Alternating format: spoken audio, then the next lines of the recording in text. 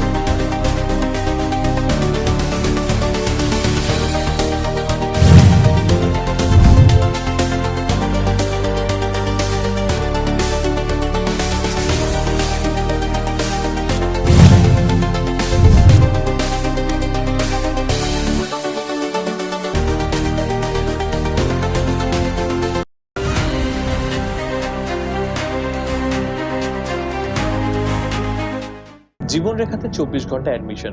আইসিইউতে heart, neuro, kidney, brain ও অন্যান্য ক্রিটিক্যাল রোগের চিকিৎসা করা হয়। ভাগ্যে জীবনরেখা হাসপাতালে এনেছিলাম, না হলে যে কি হতো। আধুনিক চিকিৎসা এখন সাধ্যের মধ্যে।